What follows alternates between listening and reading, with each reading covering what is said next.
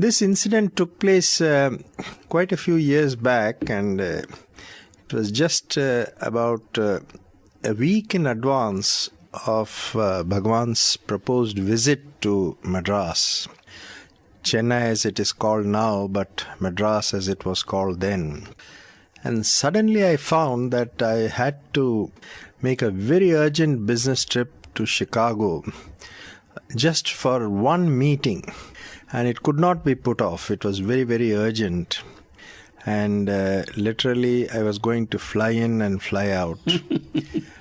And in those days, Bhagawan was in the old Vrindavan building in Bangalore at that time. So I went down there to take Bhagawan's permission. And it was in the evening that I reached. I was to leave that night from Madras. And Bhagawan very graciously said, yes, you can go and come back.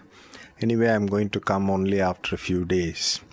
So that was very kind of him. And then he was going... Yeah, I suppose you were anxious not to miss him in Madras. Yes, I did. Certainly, I would never have missed him. I would have cancelled my trip rather than go if it was not going to be possible. But Bhagawan made everything possible. So just as he was about to retire, I was waiting there and with my hands folded. And just before going in, he said, on your way back, stop in such and such place and meet this particular person. I said, yes, Swami, I will do that. And I was waiting for him to tell me what further instructions there are going to be. And just like Bhagawan, he just went inside his chambers and the interview or the meeting I had was terminated. So I was thunderstruck. Now here I'm going to travel thousands of miles to meet an individual without knowing why I'm going there. And what you were supposed to tell him. Exactly. So anyway, I said, well, Bhagawan will sort everything out. And I flew that night to Chicago, finished my meeting, and during the day I called this person in the city that I was supposed to go to see him, and said, I'm coming to see you. That was a long way off from Chicago. It was a 14-hour flight. Oh, that shows off. So he's was sounded a bit curt on the phone and said, why are you coming? I said, I'm coming there, I'll tell you when I get there, because if I told him that I didn't know why I was coming, I'm sure that he would have put an end to the discussion forthwith. So he sounded again a bit curt, but I didn't allow the dialogue to persist, and I said, Sai Ram, and I will see you, I'm arriving by such and such flight.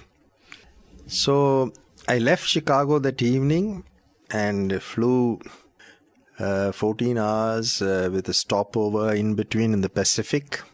It was a technical stop, a refueling stop. And finally reached the city that I was supposed to go to. I was quite tired out. Naturally. And I found, as I came out of the customs area, I found this particular gentleman waiting there. I must say that he is a very wealthy person, a very, very well-to-do, very wealthy person, quite aristocratic in his demeanor. And he was a devotee. He was a devotee on that. And he said Sai Ram to me. We didn't have any further talk there, and I found we went to the curbside and his Rolls Royce was parked there. That shows how rich he was. So we just got into it, and there was dead silence on the journey, and we went to his palatial home, and this was about 2:30 in the morning. My God. And when we reached there, he didn't even offer to that I could retire to my room, have some rest. He straight away took me to his drawing room, shut the doors, and sat facing me and said, now, why have you come? You two were alone? Both of us, nobody else in the room. 2:30 in the morning. 2:30 in the morning, and by the and time... you have just had a 14-hour flight and a long drive to this home. And my answer to that question was, I have come here because Swami asked me to come and see you. Yes. What did he tell you to tell me? What is the message you bring? I said, I bring no message. Then he said, what, man? Are you a fool that you have come such a long distance without any message, without knowing why you are supposed to come and see me? Are you sure, or are you hiding something? I said, no, I'm not hiding. I'm carrying out implicitly Swami's instructions that I was supposed to come and see you. He repeatedly quizzed me and grilled me, and I stuck to what I was supposed to say and what was the truth.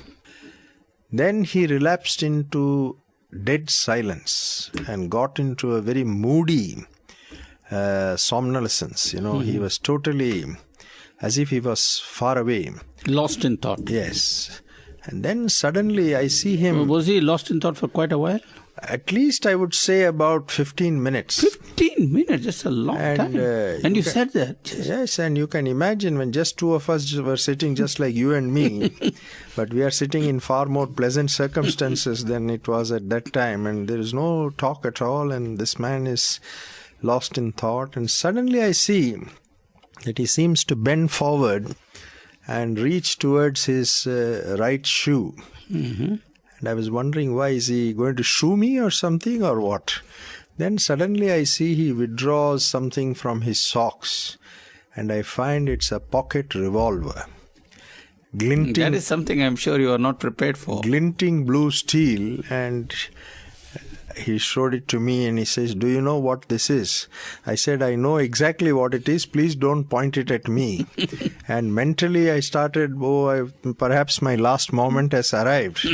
And I kept on repeating in my heart, Sai Ram, Sai Ram, Sai Ram, because I didn't know where I was and what I had got into. He said, this is a fully loaded revolver. And just tonight, I want to tell you, I was going to shoot myself. Oh my God. And then he began like a flood, like a dam which is overflowing. He started to recite his stories, how he had got himself into enormous debts in his business, and he was finding it very difficult to repay them. And he had decided to take the so-called easy way out. And then he himself said, Bhagawan knew what I was going to do, and that's why he has asked you to come and see me. And we kept chatting for quite some time, and I had a return flight to Chennai that day around early afternoon. So I just had time to have a little wash and have a very, very light breakfast in his house and rush to the airport. And I had told him that Swami is coming to Chennai within the next few days, and he said that he would be there. So here I could understand that how Bhagawan knows the past, the present and the future, and how every devotee is under his care. You asked me a question whether he was a devotee, and I said yes, he was a devotee. I was very careful in my choice of words. I didn't realize because he seemed to have strayed from the fold a bit, but still Bhagavan did not forget him. Swami sometimes says, you may go away from me, but I won't go away, leave you. I will not let you go. That's exactly what he says. So, in spite of not having come to Bhagavan for quite some time, Bhagavan remembered him and saved him. And here he was coming to Chennai, to Madras, when Bhagavan came there. To take this incident a little further, when he came to Madras, Swami first did not look at him, but he who saved him pretended he didn't exist at all. And later, when we thought that he's going to not see this fellow at all, suddenly called him into the interview room and asked me also to come in. I was not again dumbfounded as to what I have to do at that moment. But Bhagawan has got his own ways of methods of how to do things and whom to use as what instrument at what time. And then he started to really castigate this fellow. And I was feeling very delicate to translate some of the words. And when I was trying to pass them over, Swami got very angry with me. He said, "No, you are just a loudspeaker. Your only role is to exactly say what I am telling you to say. No editing. No editing whatsoever." And then I exactly followed Bhagavan's instructions. This man burst into tears and wept like a baby. Then finally Bhagavan, in his ever-present, ever-flowing mercy, said, "Now forget the past. Past is past. Everything will be all right for you." And the story had a happy ending, that this man had a lot of properties which could not be sold due to the crash in the prices which took place at that time. But lo and behold, buyers seemed to come mysteriously from somewhere, and he could raise enough funds to meet all his obligations. So this was, I would say, a very, very unique experience for me. And it taught me the lesson that Bhagavan's ways are mysterious. How, when and where he comes to protect you, you do not know. But what we should always be sure, that protect he will. He will always protect us. But he will protect us at the time when we need protection. That is what we have to understand.